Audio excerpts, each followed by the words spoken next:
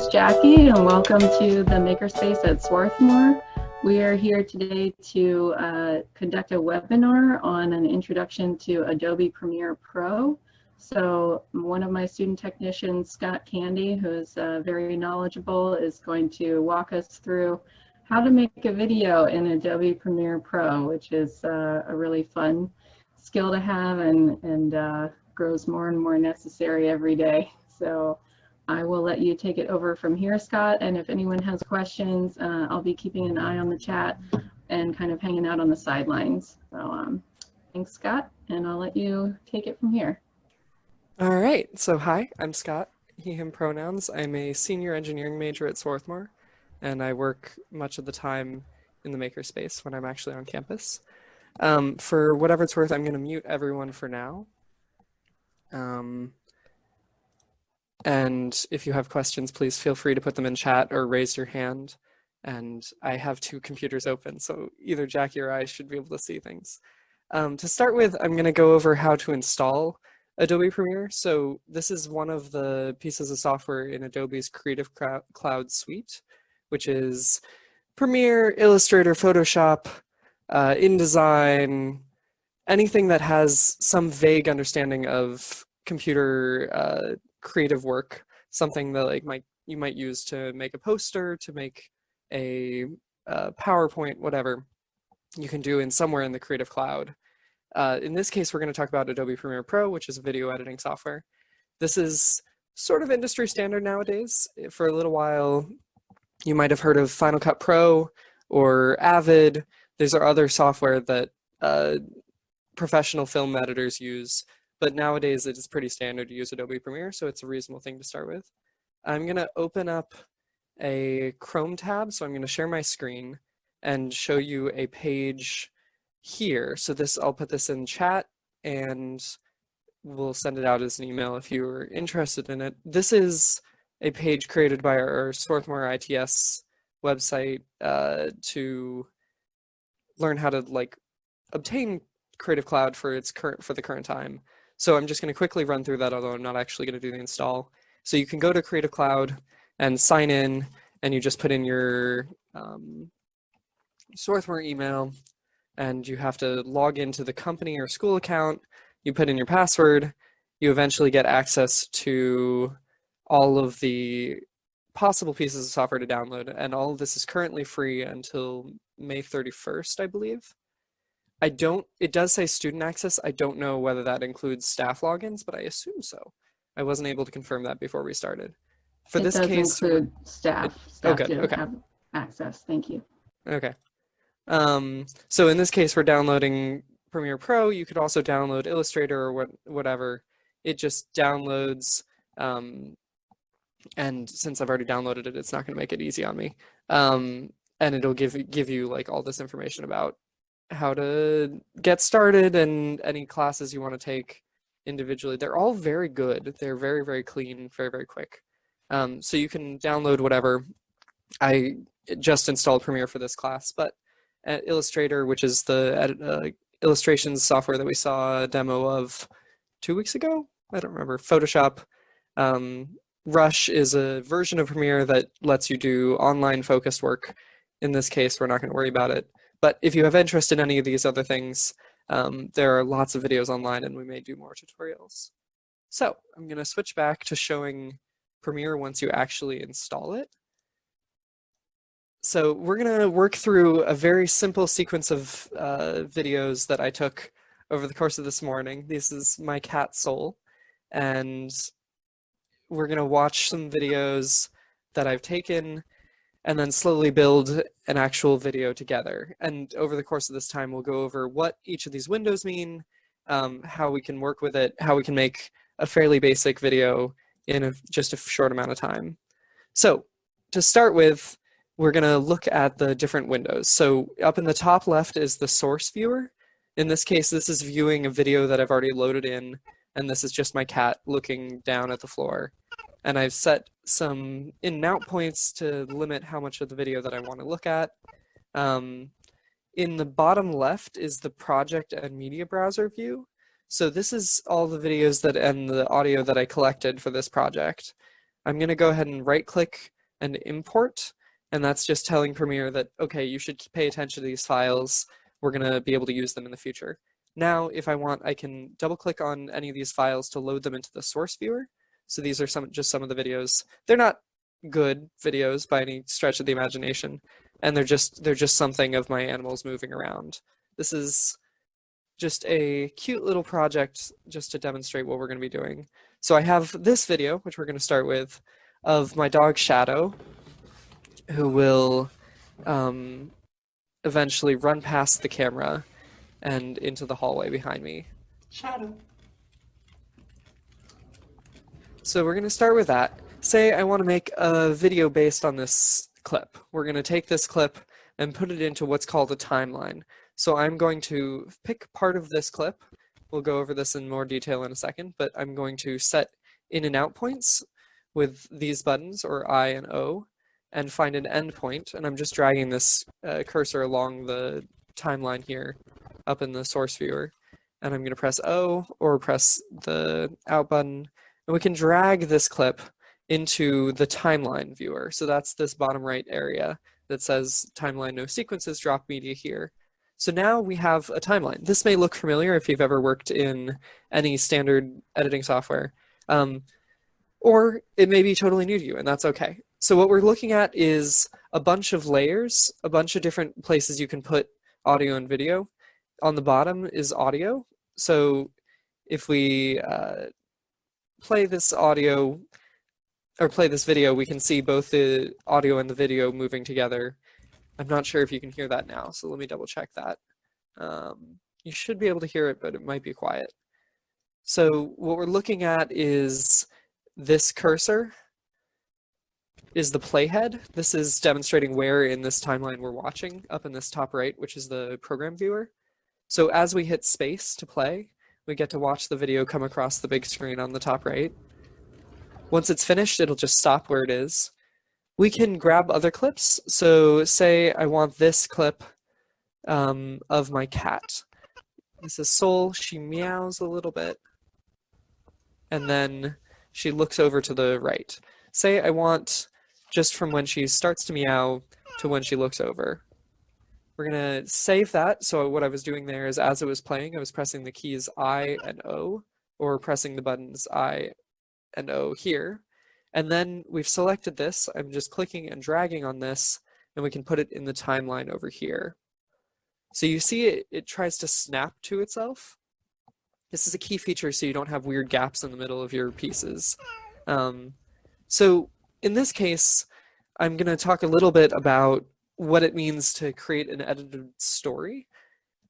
We want to guide the viewer's attention to wherever we want it. In this case, the focus is pretty much on Shadow's tail. Your eyes are going to be drawn to Shadow's tail because it's something that's moving and it's in the center of the screen for the most part. In this case, your eyes are moved to Soul's face, turning to the right. So we naturally want to turn our heads to the right to face whatever Soul is seeing. So maybe we want it to feel like Shadow is walking away and Soul is looking at her. This is shot in give or take the same space, but we don't even need that in some cases. In this case, I might want to move these pieces around. I can just click and drag in this timeline view these pieces anywhere we want.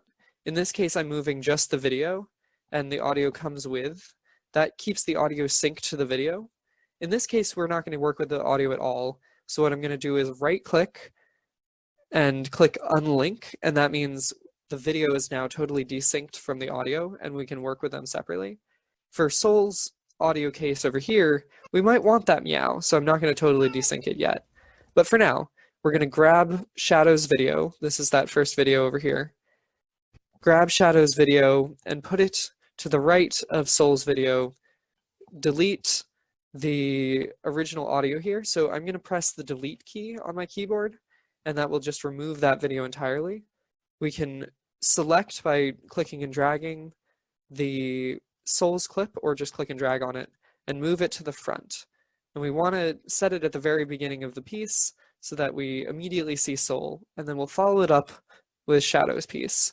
So now this video looks something like that. And so we can kind of see Sol looks over, and then we see Shadow walking into the hallway. Well, we can get into the fine details of this a little bit. So in this case, there's a moment before Shadow starts walking that we might want to trim down. So say we want to remove some of the frames, some of the pieces of video from the beginning or end of a clip. In the timeline viewer, we can zoom in. So I'm zooming in with plus and minus on my keyboard. The other way to do that is dragging the two ends of this little timeline viewer menu around. So as I drag them out, I see more and more of the timeline, but the clips get smaller and smaller. As I drag it in, the clips get bigger and bigger and we zoom in. If we then want to move around, we can grab that little roller and move that around to move around on the timeline. The other way to do this is to scroll up and down on your mouse if you have a mouse wheel. So let's say I want to get really in close on this piece of this video and I want to remove a couple of frames. The idea being we see Sol reacting to something. Shadow should already be moving by the time that we see Sol reacting. Otherwise, what is she reacting to? So I'm going to remove a couple of frames. I'm going to click, when you see this little red icon, that means that you can click and drag to remove some frames. And you'll see it snaps to the frame boundaries. And you'll see both the video that I'm removing from on the right and the video preceding it on the left. That is a handy viewer if you have two shots that you want to line up. So if Sol were actively moving and we wanted to intercut between two shots, we could use that video. In this case, we're just going to remove some frames from Shadow's side and then shift the whole thing back over. There are other ways of doing this, but this is the way I find easiest. So now we have some sort of video where Sol might look over, she meows, looks over, and then Shadow is already moving by the time she looks over. That's just to ease your viewer's eyes between these two transitions. So we have the beginning of something. I don't know what it is exactly, but that's some basic items in the timeline viewer. Other things we could do, if we added some more video, maybe we want to really get in on the idea that Shadow and Sol have some sort of relationship, whether that's antagonistic or friendly. Hard to say. I happen to know that Shadow is not a huge fan of Sol, and Sol just doesn't deign to recognize Shadow when she's in the room with him. So we have Sol cleaning herself and Shadow sitting in the background and my family sitting at the kitchen table. Maybe we want some of this video, we want to emphasize Sol ignoring Shadow while Shadow glares in the background. So we get just that video of Sol cleaning herself, drag it into the timeline, maybe we put it separate a little bit, and then we can go further in this clip. In this case, we have two items that might be useful. So we're going to zoom in. I do a very gross zoom in, very sudden. You wouldn't want to use this if you had any other option. But we can then pick a different part of this clip and zoom in and out, set the in and out points with I and O. So in this case, we might want to start here. After I make this move, click the in button, and then Shadow lowers his eyes and glances over at Sol, and we click the out button. So now we have a video of Sol ignoring Shadow and Shadow glaring at her from behind. Maybe that tells a story, maybe that doesn't. For now, we're just going to run with it and work on the technical details. And if you wanted to make a more story-based thing, you could prep your cats, prep your animals, give them treats to do what you want them to do. Turns out my animals don't work for treats super well, but we'll work with what we have. One of the other tools that I might want to use here is if I want some of the time in the middle of a clip to disappear, or I want to split a clip in the middle of it once it's already on the timeline, I can use the blade tool. The razor tool in Premiere. So you can shortcut that with C by pressing C on your keyboard while in the timeline viewer, and you can slice part of your clip wherever you want. So say I am at the end of this clip and I'm tired of it, I want it to end early before she raises her head. I could click the blade on this clip and that will create a split. If we zoom in with plus, we can see the actual space that was created, the separate clip And then to go back to that regular arrow that we were using earlier, we click V for selection tool. We can now select this and we can delete it. It leaves an empty space normally, and that's okay. And you can right click on it to remove a lot of other things. What I'm going to do here is a ripple delete, and that means it's going to remove any excess black space. So in this case, you can see the clips joined together automatically when I right clicked and ripple deleted. So now we have soul and shadow. That's a pretty tight transition. It's not that it doesn't feel supernatural yet, but we'll work on it eventually. So as we are getting deeper into this, you might wonder, like, what if I want additional audio? What if I want to add text, or perhaps we have a silent film of sorts? We can add a text box with the type tool, which just lets us build parts of sequences that might have like credits at the end, or in a silent film you might have the middle of a scene have a text box to say what they're saying in real life. But for now, let's get the music in so that we know what the rest of this piece is supposed to sound like. In this case, I've picked up a piece of free music called from Purple Planet Music, which is a site that I tend to use when I'm making little projects like this. That is on this site. Let's switch back to Chrome real fast, and we can just look at Purple Planet Music. This is one of the many sites that you can go to get just free music. They request that you attribute the music to them. So in your credits, you might write a little thing that says from purpleplanet.com. And they have like loop versions of songs, just little songs that you can use to spice up your piece. It's always nice to have something underneath, as long as there aren't people talking. And even when there are people talking, often you'll see documentaries have a little bit of music underneath just to keep your focus and smooth out the transitions.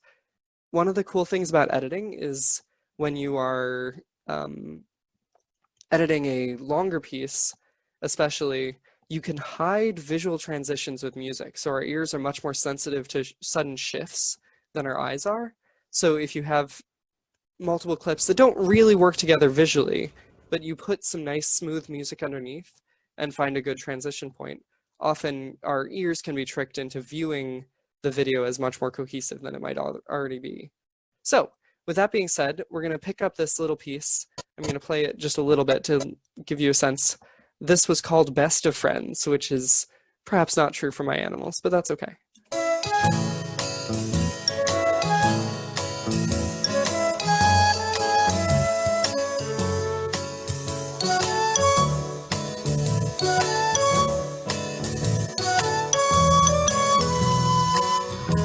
So we want just the beginning of this before the whistling kicks in. So what I did is set an out point in the source viewer up in the top left. And now I can drag this little music icon down into my timeline. And so now I have just a little bit of audio. You can see it's made a new audio track, and we can drag these sides around to see the waveform. So it's saved automatically. If we move these up so we can see the waveform a little better, what you're looking at is the actual audio waves for the left and the right ear. Almost every audio piece nowadays is stereo, so it's coming in both sides of your headphones or your headset.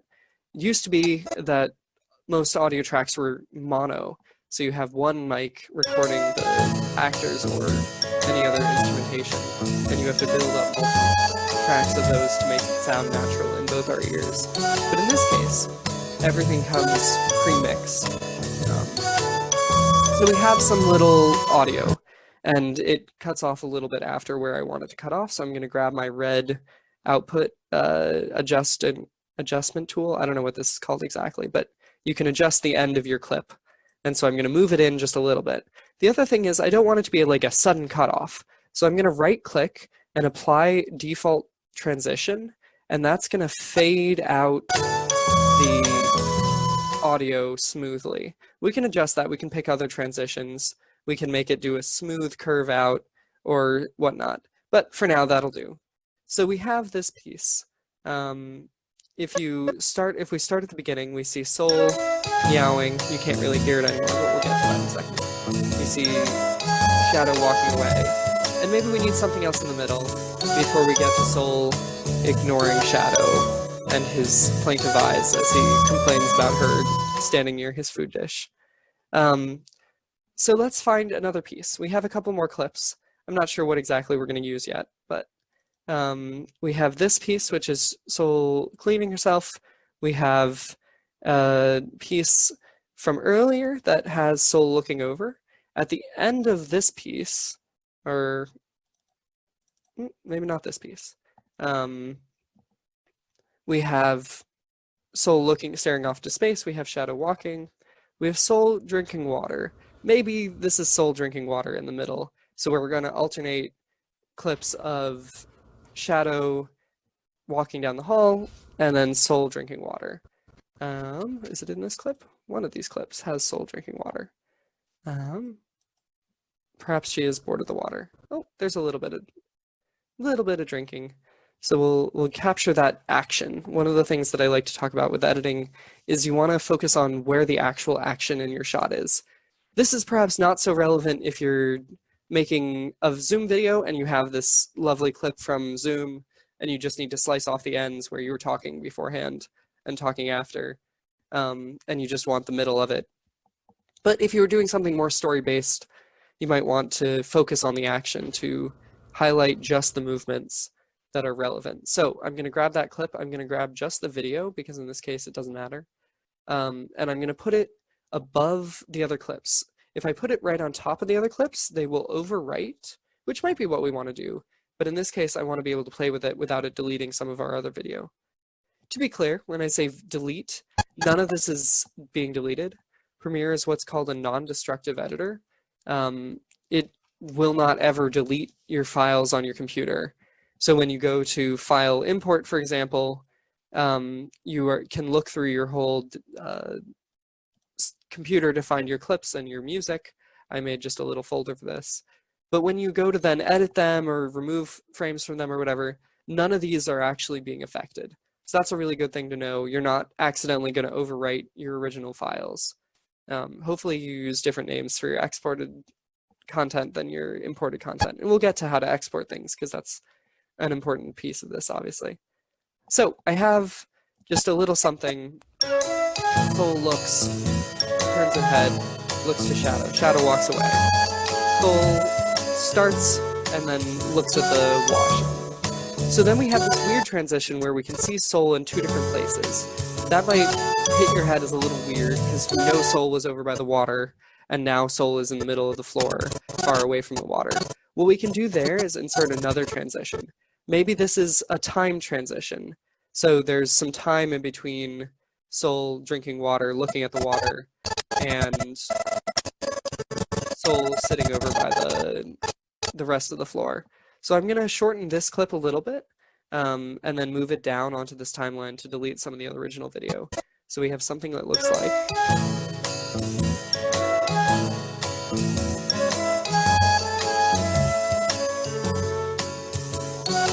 So that feels a little weird. What we can do, we can try something, is go in and adjust the middle of this transition. So we can say, I want this to go on a little bit longer than the clip of her drinking water. So we can grab this transition and pull it slightly to the right and then extend Soul's drinking water clip to make that match. Well, the other thing I'm looking for, and so I talked about the waveforms briefly at the bottom, is when you see a spike, your brain is willing to accept transitions on a loud beat in the music. So I'm going to adjust this even more slightly just to line it up with what I can see as a high note in the music. And we might adjust that even more if we get even closer. We can like make it happen slightly later or whatnot. But for now, that's what we'll work with. Some of the other tools we can work with a rolling edit tool. So this allows us to, instead of having to grab each clip individually, shorten this one, extend this one, we can grab the rolling edit tool and grab that transition and just move it easily. So in this case, if I'm working on I really want it to be like on the beat of that music, I might grab this rolling edit tool and adjust this little transition just a bunch until I'm really happy with it. It can only move frame by frame, so that's, for most video, you're shooting at about 30 frames per second. That's basically what our eyes need to see in order to believe that there's regular movement happening. So your eyes view the world, as it were, anywhere from 30 to 60 frames per second. But in general, we can get away with 24, 30 frames per second. If you see film, especially now older film, it's shot slightly slower at 24 frames per second, and that can give it what's called the cinematic effect, depending on how you feel about old video and old movies. Anyway, that's a side note that's not terribly relevant unless you get into fancier photography. For these videos, which I've shot on my phone, they're all at 30 frames per second. So as we play, we see there's a little bit of a beat in the music. We might adjust this one as well to match the music a little bit better. Just to have it be on a beat. In this case, instead of being on that high beat, I'm going to put it on this little peak. The other thing I'm watching for is when I'm listening to this, I'm watching this audio viewer on the right. So I'm going to adjust my screen a little bit. There we go. So as I'm playing this music, you can see these bars are bouncing up and down. That's how loud the music is at that exact moment. It's not a great description of exactly how loud it'll feel. That's a hard thing to describe. But in this case, we're looking at how loud that instantaneous volume is. If it gets into this red zone up in the top, it's going to be hard to explain, but let's see if I can make it louder. We can raise the volume of that clip. This is something you might want to do if you have someone talking and you can't quite hear them. You might want to grab this little line in the audio section and raise the waveform gain. So that's artificially making your clip louder. It's not going to sound as good. This might be really loud. There you go. So you see it goes into the red when it's too loud. So we're going to bring it all the way back down. Something confusing about this is that 0 dB is normal. Once you increase it above 0 dB, that's adjusting how loud it is on a logarithmic scale. So our ears observe the world in a logarithmic scale. Every 10 times as loud feels like 1 time as loud. Or sorry, it's to double how loud it feels, you have to make the piece 20 times as loud in physics world. Don't worry about it too much. Just if it's something needs to be louder, you can grab this gain and adjust it up. And if it's too loud, you can adjust it down as well. There are ways of making this sound better and sound worse. In general, I don't worry about that unless we're trying to publish something. If you need it to be louder, you just grab this, move it up. If you need it to be quieter, just grab it, move it down. You can do this for multiple clips with other settings. So down here at the bottom is the master track volume. So this is all of the tracks. You can make them all the audio tracks louder. You can also do this individually for each of the audio tracks with a mixer if you want. But that's not what we're going to get into. For now, let's focus on getting this clip ready to export and add some text and as credits. So we've got our meow. We might want to make our meow louder because it's the only thing of interest in this, only thing of actual audio in this actual piece. We can make it quite loud, in fact, because it was a very quiet meow to start with. And then we go to shadow, and then we go to soul, and then we go to soul again. So we talked about how that felt like a weird transition. What you can do is apply default transition here to get what's called a crossfade. So I just right-clicked on that transition and told it to make a cross dissolve. What that's going to do is it's going to make the first piece transition smoothly with the other piece. So by the end of this transition, we'll be firmly in soul cleaning yourself, but somewhere in between, we see them fade together. There are other transitions. This is a handy one because it feels fairly smooth to our minds. We see this transition, we know that we're in somewhere else or in a different time or whatever. In general, you want to be careful about transitions. Something you might remember if you did PowerPoint presentations in school is for a long time, people really were into putting lots and lots of transitions between every slide. And after a while, if you do lots of different transitions, it starts to hurt your brain a little bit. It starts to be distracting. One of the things I like about video editing is you don't need transitions necessarily. You want to hide your cuts in the music or using simple transitions like cross dissolve rather than something that might take your attention away from the actual video you're trying to show. Obviously, these things can be cleaned up a lot, so we might adjust Shadow's view further later in the piece to make it attached to this peak in the music.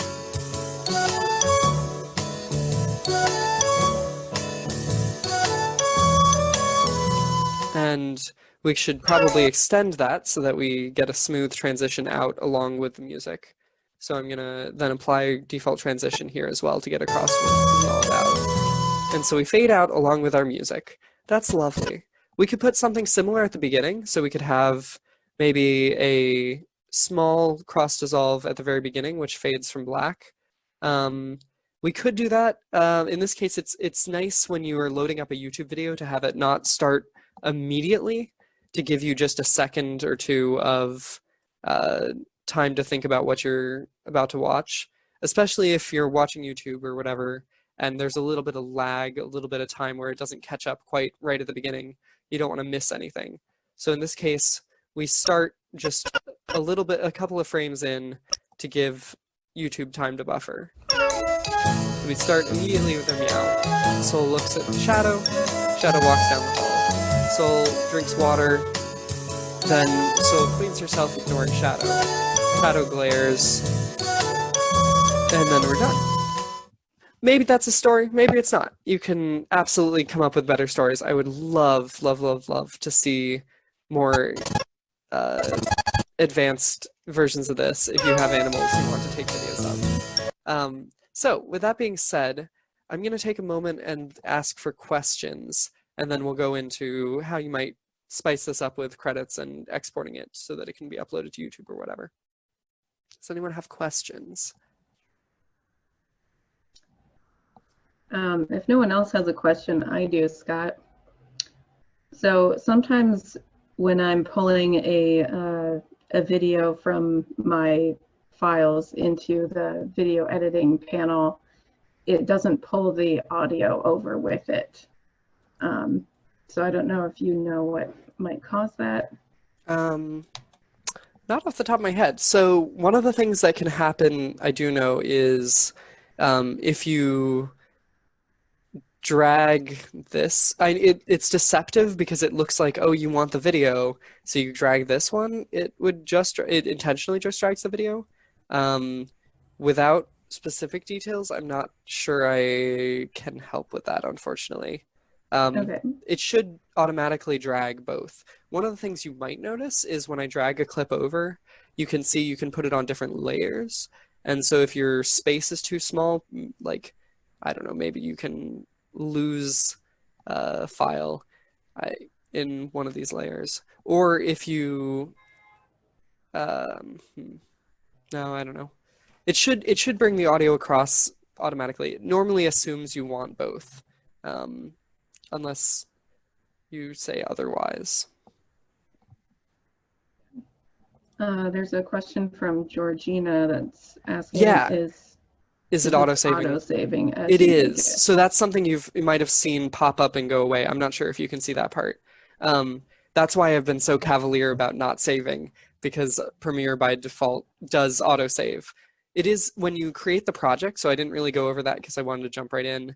You can go to New Project, File, New Project, and that will give you this window. You don't have to change anything on this setting. The settings are a little bit intense to start with, but you don't have to change anything. You can just set the name and browse to find your location and then hit OK. Something that's a little bit confusing, so if I create a new project, it doesn't get rid of your old stuff. So some programs, when you create a new project, it's creating a brand new blank space. In this case, it holds on to everything else you were doing so that you can have multiple projects open at the same time. So I'm switching between the projects in this bottom left. But if I right click here and say create a new bin. So bins are how you might organize your media, your videos. You could say, this is a new bin. That's a bad title for a bin, but that's okay.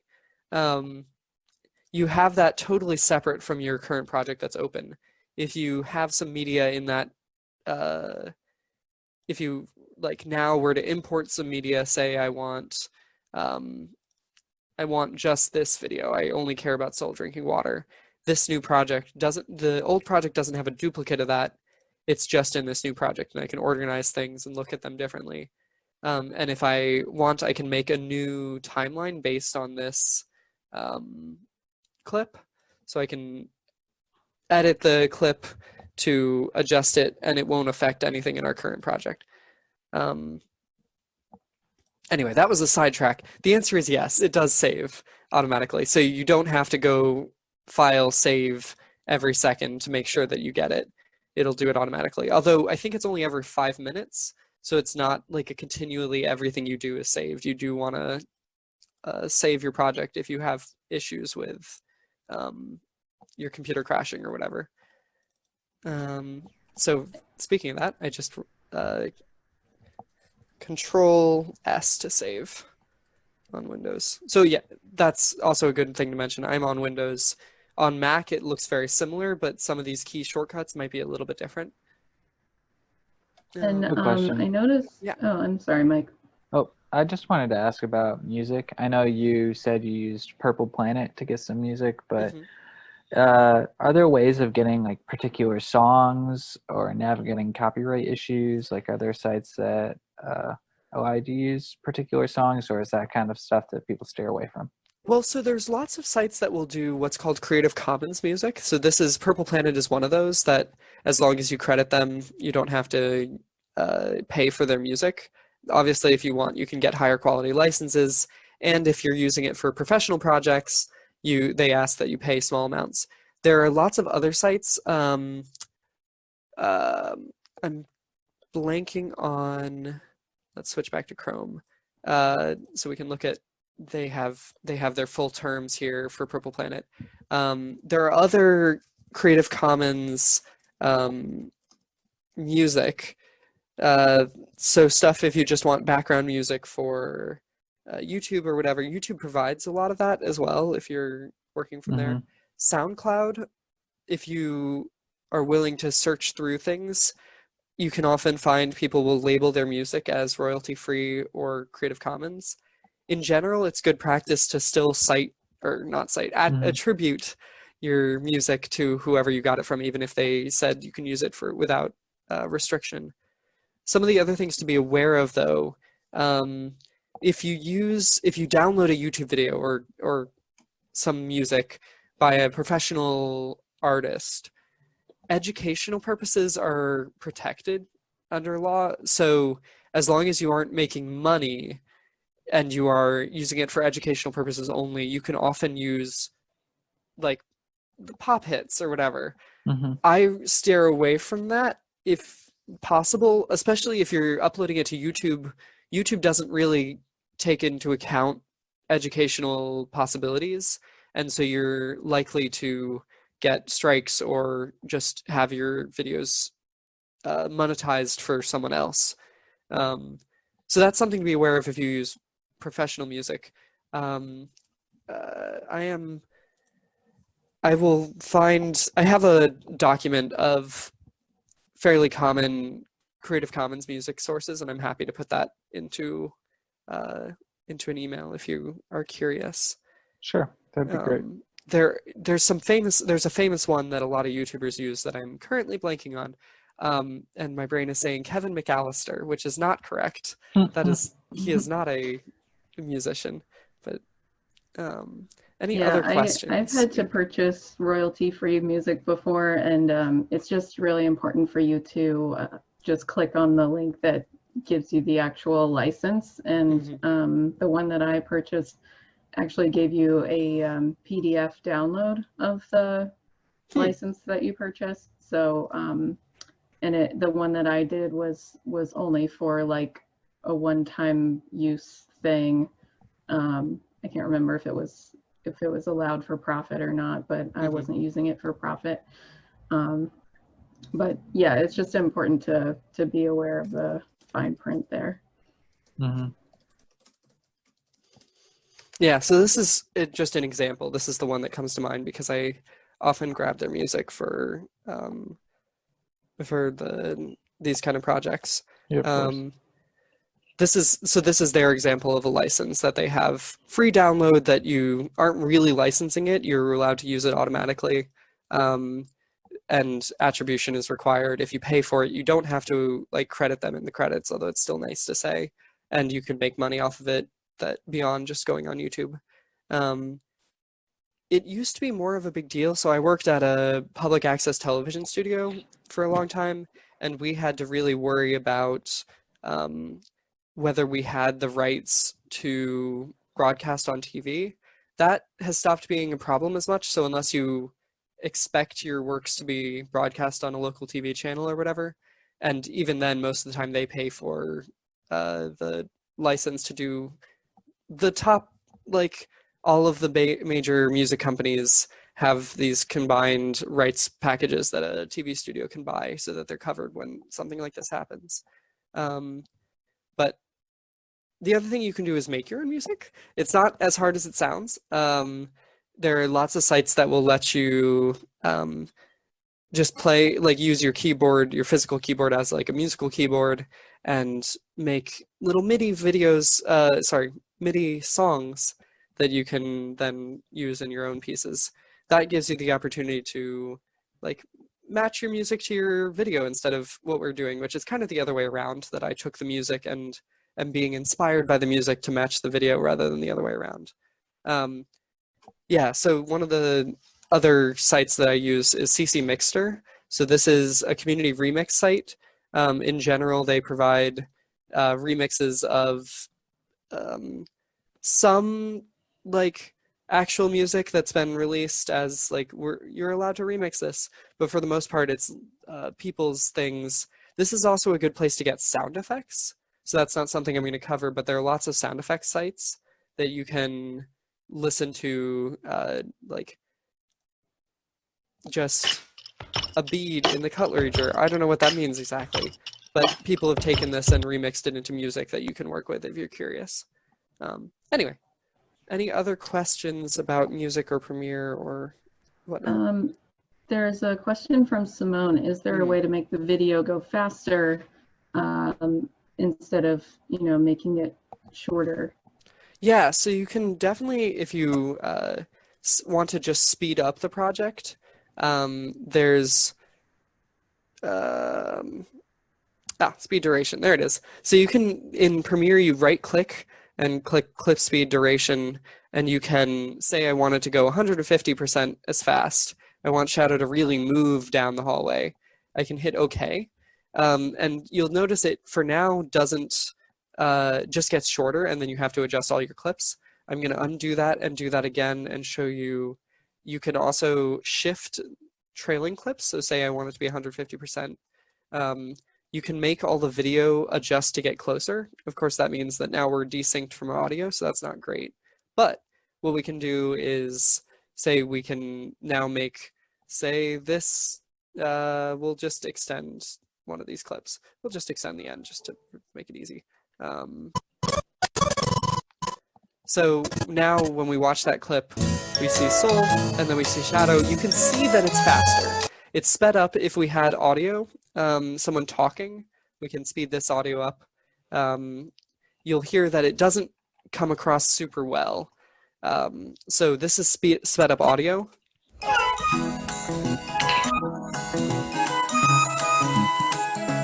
It makes it higher pitched. It is faster, but it's higher pitched and you've lost quality in terms of how nice it sounds. Something I would recommend is you don't, unless you really are choosing to make it obvious that you are speeding up your content, which is a good choice, or can be a good choice. Something you might want to do instead is only adjust by up to 25% slower or faster. So say you have a clip you really like this clip, but you want to make it just a little bit slower to give yourself just a little bit of time. You can make it slower as well. And you'll see that it trying to guess which frames are to be duplicated, it's going to get a little bit odd. This is something just to be aware of. It's not to say that you should never do this. Just you should be aware that it's never going to look quite as good as if you did it in camera. Something I should mention though, and I don't have any example clips, is that iPhones nowadays, and I assume Android, although I don't know for sure, have a good quality Slo-Mo mode and a time-lapse mode. So if you are, and sometimes you can get it to, like, in Android, I guess, or Instagram, you can do the, it'll automatically stabilize and hyperlapse. It's called hyperlapse. You can do, instead of like a time lapse, you can do a hyperlapse where it tries to smooth out the video and speed it up quite a bit. So that's something you might consider if you are thinking about this while you're shooting, while you're doing your original video. You can try to speed it up in camera rather than trying to do it in what's called post-production. So you might hear the phrase, we'll fix it in post. That's a phrase with relation to you do all your pre-production, which is your planning. How are you going to get all your shots and your logistics? Production is the actual filming. You've got your actors, you've got your animals in this case.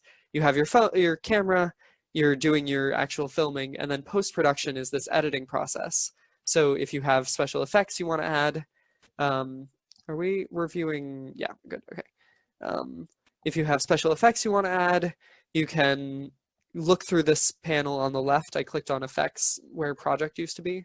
And you can generate like content like this. Come on.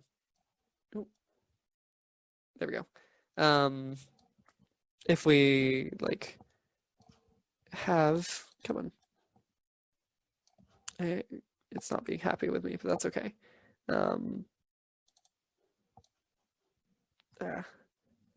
Okay, we'll just do this. We'll just throw this onto our clip. So this is turned into, instead of our actual clip, it's turned into a color. We can also do interesting effects like a write-on. So that's, we can have it do, if we go up to here into effect controls, we can have it write some words onto the slide as we have it, or the clip as we have it. In this case, I'm going to get rid of that. So here's something, actually, since we're up here in effect controls, I'm going to go ahead and talk about those real fast. So you can see we have some controls over our video. In this case, time remapping is that speed control I was talking about earlier. So if we select a clip, you have to actually click on the clip to get the controls up here. You can see that in time remapping, we can then adjust our adjust how fast a clip is moving. If we want it to be slow at the beginning, fast in the middle, slow at the end, that's a thing we can do. I think for the most part, these are out of the scope of what we're doing today. But if you have questions, I'm happy to answer them afterwards. In this case, let's grab the text, I think, and we'll just add some sort of credits to the end. Credit. Where's my text? There's my simple text. It's in video special effects. Apparently, that's fine. And we're gonna just grab a new piece of media in our project file and just stick another clip on the end. Maybe not that one, that's a little exciting. Something smaller. Let's go back to the beginning, right at the end. And we'll unlink these. I know I'm going a little bit fast for this right at the end. And now we can put our simple text over our video of Soul. So we have this video of Soul at the very end. We're gonna edit text up here in effect controls and say, what my song was called, Friends. What was the video called? Best of Friends. Best of Friends. So we're gonna go to effect controls, say edit text, Best of Friends, and that's just the like little ending thing. We could say other fancier things. We can move it around up here in the effect controls. We can have it go all the way up, go all the way down. Oh, that's not this chat. Okay, there we go. So we can move our text around. We can say edit text, best of friends from Purple Planet. And that's a very simple way to make a credit sequence if you want just something overlaying your actual video. And if you wanted like actual end credits, you can go to graphics. Oh, it's saving. There we go. It's a little unhappy about that apparently. And you can see over in the right, we have a huge number of options for titles and whatnot. So I'm gonna move, sorry, this is covering, there we go. So over here on the right, we can do our simple text using our effects, but that's not very fancy. So we're gonna get rid of that. And instead, we're gonna look through the templates for a credits sequence of some sort. Which one is this? That's some sort of credits. If we want like a fancy slate, we could do that. If we want, anyway, there's lots of them. I like this one. I like this one. We're gonna grab that, and all of this stuff is just click and drag. So we have our title now. If we go to effect controls up in the top left, you can see fancy versions of what's gonna happen to this. And it's going to do something fancy like that to say, like, your stuff here. In this case, we are going to go to, we're going to right click, rename this. Come on. Come on. That's not what I want. Come on. There we go. So in theory, you can rename the clip and make it your actual title, but that's okay. For now, we'll call it Best of Friends. We can have a second line. Since the episode name is coming in, we'll say Music by Purple Planet. Come on, Music by Purple Planet. And that should pop in a sec. So we should see Best of Friends, Music by Purple Planet. And I think I don't like how the M looks at the beginning. So I'm gonna, maybe that's just how it looks. That's okay. We'll live with that. We'll throw in this cute little thing right at the end. So, oh, there's a comma. That's a confusing thing. So now we have properly. We have our little quote at the end to give them credit. You can adjust all these things. So something to be aware of if you've used other Adobe things, this is the standard text editor, which is to say not like how you would write a series of words in Word. This is how you would then go ahead and format those in Word or something else. So you can adjust how big the text is, like how it's centered, is it all caps, is it not all caps, and all these other aspects that we can get into if you have questions. But for now, I'm gonna quickly wrap this up, at least the main portion of it. And we have our little credits at the end. We have our beginning, our middle, our end of the actual piece. And we're gonna look at how to export that. So I'm gonna go back to this editing tab up at the top and go to File, Export, and then you're gonna export media.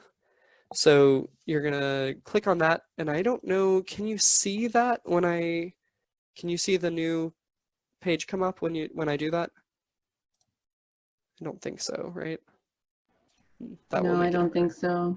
Okay, that will make it harder. Let's see what I can do about that. I will share, oh no, did that work? Can you see that? That worked. Oh, that beautiful, worked. okay. So if you are, I'm just gonna assume we're uploading to YouTube or whatever. We are going to take a look at the source. We can look at this source range. This is the entire clip. This is not what I wanted to do. I want to be in the timeline viewer before you go to File, Export Media. There we go. So we should see our entire video here, all 20 seconds or whatever of it. So that's what these numbers mean. On the far right is the frames, then seconds, then minutes, and hours. So that's what I'm reading when I see 20 seconds and 29 frames. Settings you want to be aware of. This is looks very complicated. You don't have to worry about it too much. You can do match sequence settings is an easy way to make it match whatever you recorded in. In some ways that's useful. For the most part, I'm not going to do that. So I'm going to go to Format. We're assuming you're uploading to YouTube or whatever, so you're going to make your format H.264, and then your preset is going to match source. So this is a pretty good way of outputting exactly what you got in without losing any quality unnecessarily. You want to make sure you export both of these, both video and audio. If you scroll through all these options, you can really get in and exactly micromanage exactly what you're going to export. In this case, we're just happy with the defaults. Almost always the defaults are absolutely fine. If you want, you can upload it directly to Facebook or Twitter or YouTube from this export manager. I don't super recommend that, but that's something you can do. I prefer to export it to my computer and then upload it to YouTube directly. So these are all settings you can set. So maximum render quality, if you want, you can make it really high quality. If someone else is going to take it and then use it for their own work, you might want to make it best quality possible. It will take a lot longer to export, which is not a great thing, but that's okay. The other thing to be aware of is where it's going to save to. So that's this little blue output name. If you click on this, this is going to open up a, oh good, it worked. You can open up a browser to find a place to put it. I'm just going to put it to the desktop, and I'm going to rename it. We'll call it animalslive.mp4, and then we're going to hit export, and it'll say encoding. It's going to take 30 seconds or whatever. This is a great time if you have questions. I'm happy to take questions now as well. And then we'll watch our little video, and then I'm happy to go over anything else. Thank you. But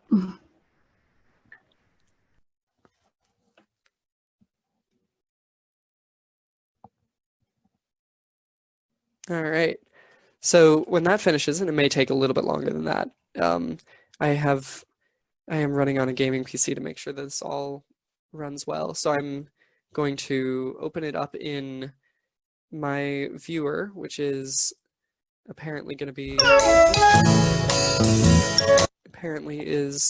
Windows Media Player. So I'm going to adjust the screen share to movies and TV, and then we're going to hit play.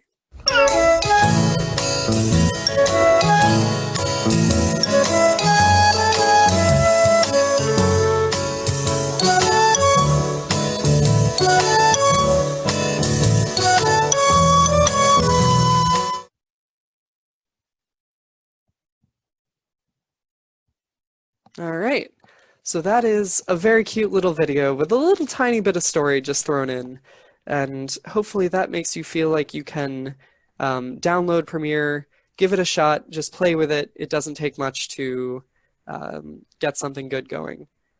Does anyone have last-minute questions? And feel free to email me if you have any. I'm going to put my email in the chat if you have questions. Yeah. All right. No, that was great. That was a very cute video, and we learned a lot today. Thank you very much, Scott. Absolutely. All right. I hope that everyone enjoyed this today, and that everyone stays tuned for more of our webinars and our interview from Scott Candey, which will be posted shortly.